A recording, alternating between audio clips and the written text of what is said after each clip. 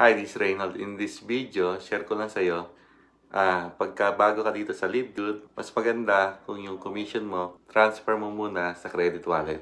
Kasi pag nasa credit wallet yung commission mo, pwede mong gamitin to purchase a product, pwede kang bumili ng product ng Livegood using your credit wallet, at pwede mo rin gamitin yung credit wallet mo to sponsor. Let's say may gustong mag-member sa Livegood under your team.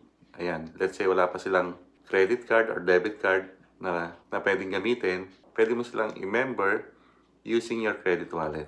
Kaya I suggest, ilagay mo muna yung commission mo sa credit wallet mo. Madali lang gawin to, share ko yung screen ko, paano gawin, stay tuned. Punta ka rito sa livegood.com, tapos enter mo yung username mo and password. Ayan, so let's say nakapag-login ka na, no? Click mo tong hamburger menu, tong 3 lines na to. Tapos punta ka dun sa My Earnings. So dito, ayan, nakalagay, select your payment option, transfer commission to credit wallet, view pay plan description, view rank. So click mo lang tong transfer commission to credit wallet. Ayan, basahin mo lang to, no? Make sure may laman yung credit wallet mo kasi pag 0 yan, hindi lalabas yung button. Ayan, transfer from commission to credit wallet. So may option ka rito, no? Do not credit any of my earnings to my credit wallet. Ito yung second option, I would like to credit the next.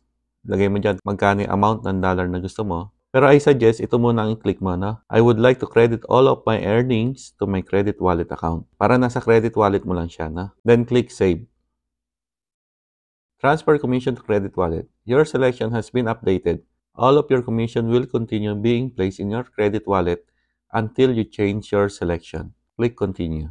Hindi agad lalabas yung nakalagay dito na credit wallet. Magkakaroon ng pip button dito na nakalagay na credit wallet. So, mga after 1 week pa yon. And make sure may earnings ka. Kasi kung walang earnings, pag zero balance yan, hindi rin lalabas yung button ng credit wallet. Ngayon, ipakita ko sa inyo kung ano yung tsura ng credit wallet button.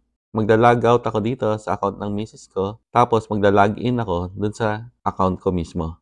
Ngayon, dito sa account ko, yan. Kanina kasi account ng misis ko yan. Meron na nakalagay na credit wallet button.